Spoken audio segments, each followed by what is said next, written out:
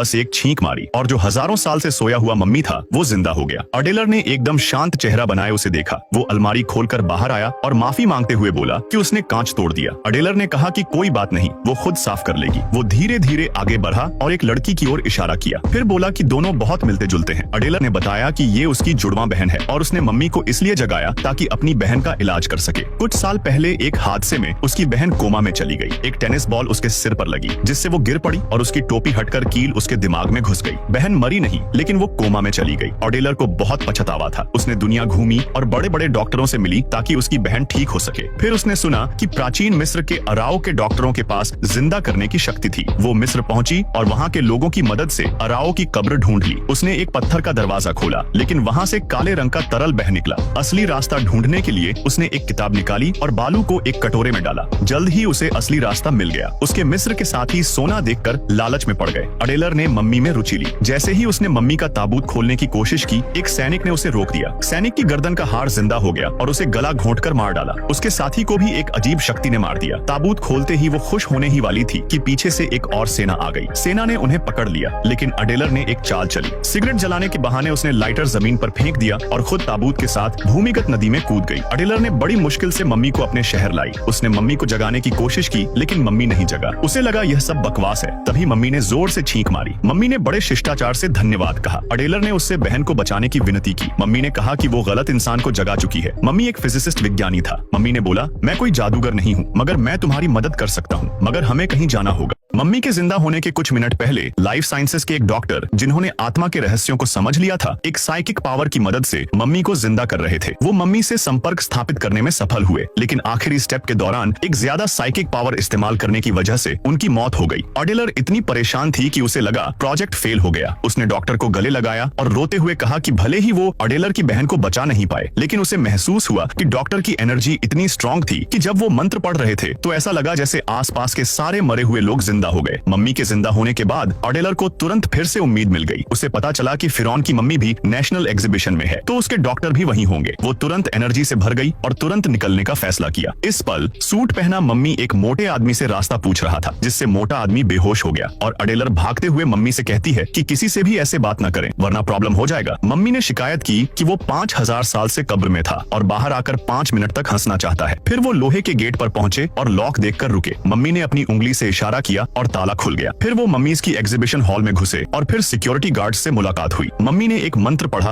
और गार्ड्स सो गए। अडेलर से रहा नहीं गया और उसने कहा, तुम लोगों को उठाते नहीं हो लेकिन बेहोश करने में एक्सपर्ट हो। आगे जाकर उन्होंने आखिरकार सोए हुए फिरौन से मुलाकात की। 5000 साल से सोए हुए फिरौन ने अपने ताबूत से उठकर अंगड़ाई ली। मम्मी ने जल्दी से अडेलर का परिचय दिया जिसने सबको जिंदा किया था लेकिन उसे एक मदद चाहिए थी। अडेलर को फिरौन के पर्सनल डॉक्टर को अपनी बहन के इलाज के लिए उधार लेना है। फिरौन खुश नहीं हुआ। उसने बोला, तुमने मुझे इतनी मामूली बात के लिए क्यों जगाया? अडेलर ने फिरौन को अपनी बहन की तकलीफ के बारे में बताया तो वो रोने लगी और मम्मी उसे चुप कराने के लिए आगे बढ़ा। उसने फिरौन की तरफ मिन्नत भरी नजरों से देखा। तब फिरौन ने अपने पर्सनल डॉक्टर को बुलाया। अडेलर ने फिरौन को धन्यवाद कहा। डॉक्टर ने स्थिति का करीब से मुआयना किया और बहन की बीमारी की वजह बताई। उसने जोर देकर कहा कि अगर वो हैडपिन हटा दी गई तो वो मर जाएगी। अडेलर ने गुस्से में डॉक्टर पर हत्या का आरोप लगाया लेकिन मम्मी ने उसे रोक दिया। उसने अडेलर से कहा कि डॉक्टर के काम में दखल ना दे। फिर उन्होंने हजारों साल पुराने गुप्त मरहम को डिस्प्ले केस से निकाला। उसके बाद उन्होंने बहन को एक स्टैंड पर लिटाया। उन्होंने उसकी बहन के घाव पर कई महंगे मसाले डाले। उसके बगल में रखी मम्मी से सफेद कपड़ा निकाला और लड़की को पट्टी बांधी। डॉक्टर का काम होने के बाद अडेलर भागकर अपनी बहन को देखने गई जिसने कुछ बार चीखने के बाद अचानक उठकर बैठ गई। उसने अडेलर को बताया कि उसने टेनिस बॉल बहुत जोर से मारा था। अडेलर ने खुशी से अपनी बहन को गले लगाया।